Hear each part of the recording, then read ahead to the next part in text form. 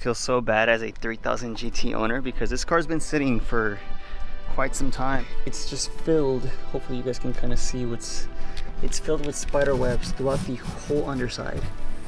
It's insane.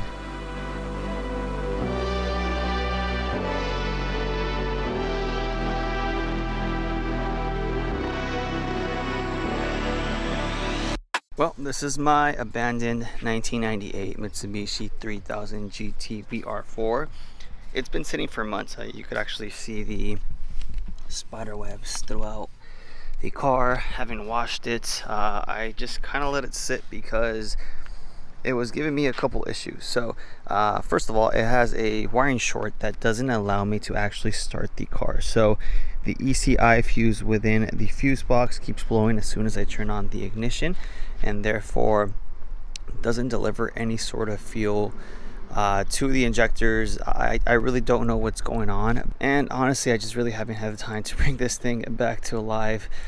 So today within this video we're going to be trying to figure out to see if we're able to kind of source the wiring short. At least I'm going to show you guys what I can come up with within the video, and then if you guys want to give me some sort of feedback. Besides that, we're going to be swapping out the outer tie rods because this thing sways like crazy because the ones on the car are completely shot. And I'm also going to be doing some Race Legacy V1 LED taillights. I have two. I have the one that has the straight line across with the center garnish being one of the clear reflectors. I do sell the DIY kits for those, but as far as the V1s, we do have a different design that we're going to be doing within this video, just to go ahead and send out to a customer. So if you guys are interested in that, feel free to check out the Race Legacy website in the video description, and then we'll come back, wash the car, get it on jack stands, swap out the tie rods, and then start looking through the wiring harness to see if we can bring this thing back to life.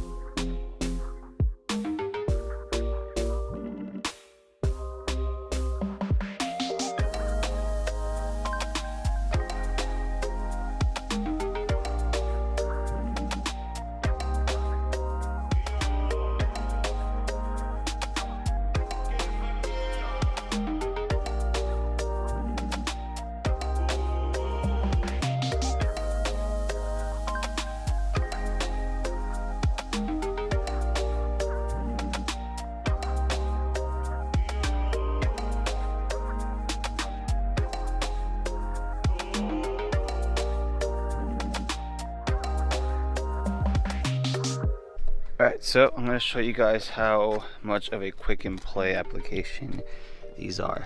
You're going to end up keeping your turn signal bulbs on, and you're going to go ahead and remove the two running light and brake bulbs out.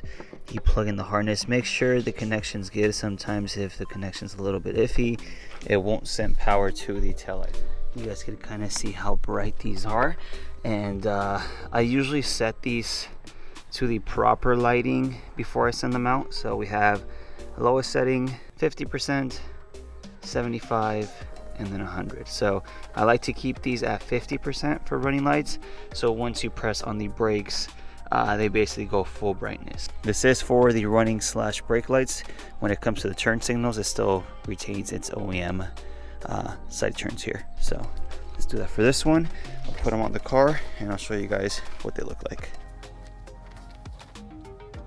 Honestly, do I need to say more? They look pretty damn good. It modernizes the rear end, and it just makes it, you know, easier for people to see you from behind, because the stock OEM bulbs on here aren't the brightest. And although I am a huge fan of GTM taillights because these are off the GTOs overseas, it's just either this or the V2s. I'm a huge fan of the V2 LED taillights, where it's just one strip across and then we have different animations. These are a little more basic, but they are cheaper. So if you guys are interested in getting a DIY kit or having a set made, make sure you guys check out the Race Legacy link in the description, and let's continue on with the video.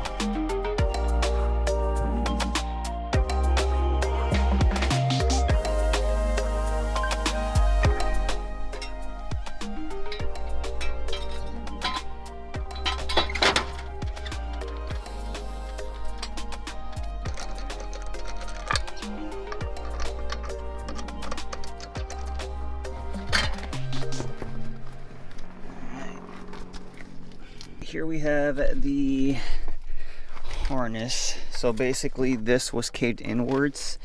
You can even see some of the damage on the coilover boot here. The harness comes out from here, comes up here, and then we noticed that these wires here were frayed, and we cut them all, and then we made sure there was no exposed wires, but we're still getting a short even though the rest of the harness is still properly loomed up, which makes me believe that this might not actually be the problem itself. I need help. Any experts in regards to wiring? The car's still on original harness. I'm aware that a standalone ECU and wire tuck harness would be sweet, but we gotta work with what we got. Let me show you guys the ECI fuse, which is basically located. It's been a while. Let me look for it here. Okay, ECI is a 20 amp right over here, which I basically ended up taking off because it kept blowing them up. So let me go find the spare set of fuses, and then we'll start seeing what we can do. Perfectly fine. Did it blow it? It popped it. It did? Yeah, I heard it. Yeah. And basically it just cranks forever, but it's not getting fuel. Alright, so Romeo's quickly looking over these schematics. I'm gonna go ahead and start basically replacing the tie rods on both ends. These are actually overdue for a while, and it was causing my steering wheel to be crooked. So all you gotta do is take off this cotter pin up here, this bolt up here, hammer this thing off, and then unscrew it off from the back end here. It looks like they're leading into the injectors themselves, and it seems to be the only faulty wiring that we see around the area. A common issue for 3000 GT is to basically have like wiring shorts within here, because everything here is so outdated and the wiring just starts becoming brittle. And it's a very tight space, so that could also be a possibility. But I had pretty much disconnected the sensors, tried to put a new fuse on, crank it, and it would just blow it immediately. Beforehand it was intermittent when I would turn, and it would do it when I would take hard turns. I think it's usually to the right. So it's when it comes to wiring, they're always gremlins, and just due to the old age of the car, things like this I think are bound to happen. Right here. Wires are legitimately touching each other. What plug is that? For this one, It's probably a temperature sensor. It does look like a temp sensor, huh? I don't think your ECU is bad. No. After seeing that, ready to blow off valve? The OG stuff, dude. All right, 19 deep socket. Let's break it loose real quick. And Just kind of put it together. yeah. Easiest way, and just electrical tape it, or use crimpers. As long as they're not touching, because just based off trying this, separating that.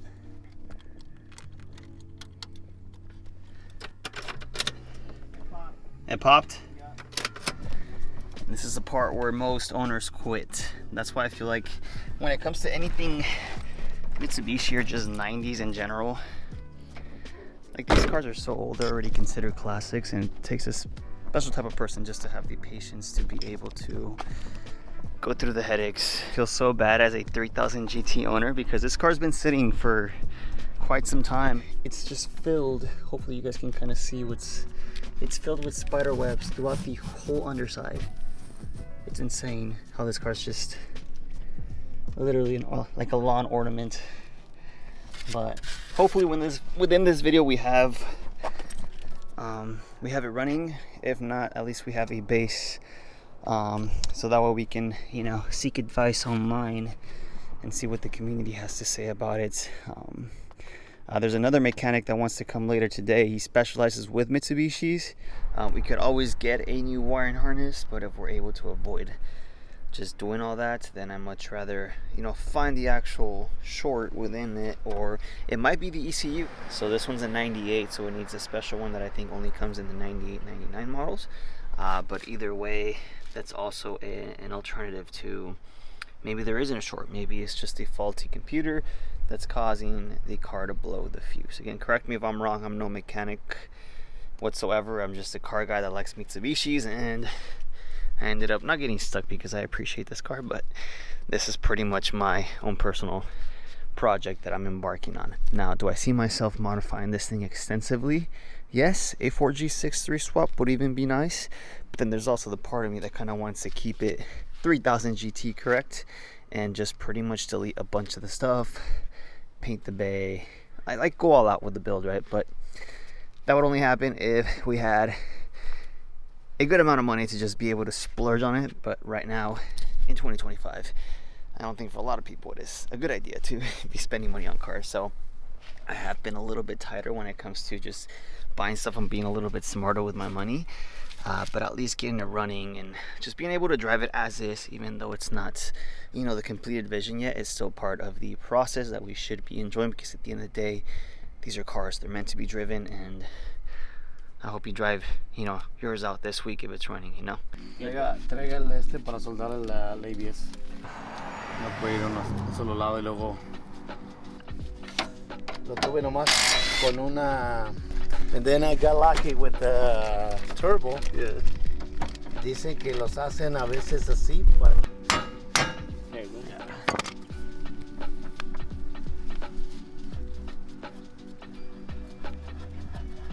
Stays like that because this is the air fuel ratio. Air fuel And ratio wire. This is the power, and the little one in the bottom is the ground. The ground to what exactly? For the computer. Okay. Because we connect the wideband wires, we gotta unpin the wire. Oh. It's pretty good investment, pero ya que lo tienes hecho, single turbo, that's something else. You can challenge a lot of cars, you know. Okay. Right, we got the cables connected. So should I try cranking it? Yeah, I already put the. Let's try it out. ¿Ya la pusiste tu posible? Yeah, está puesto.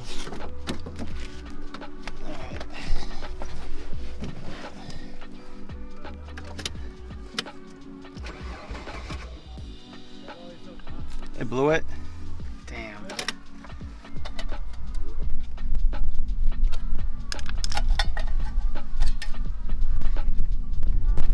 Can you smell it? Because I don't have my senses now. It smells burnt, so I mean it's a sign, you know, when it smells burnt. Smells good. It looks and smells good. But look at this. Where? That. It looks like it's being overheated. Really? Yeah, this is when you can tell there's been overheated. It gets heat up and it almost kind of melts the wall, you know. The wall tiene que estar todo silver. Sí. Y mira cómo está corrida. Like a drip, you know. So you think maybe it's the ECU? Déjame sacarlo de abajo a ver cómo está abajo. Yeah, look at the back. The backside too? No, same thing. Look, it's almost gone. So it got overheated. Corroded? No. Overheated? When a computer is going bad, it gets heat up. This is the weld from the resistance. You know, it gets heat up and it spreads that type of liquid around. You know. Gotcha. So it doesn't look natural. You know, it's supposed to look natural, normal. Yeah. Like it's either silver all the way or yellow, and this is completely Mix. a mix. Yeah. You know. Yeah. So like it got overheated. You know.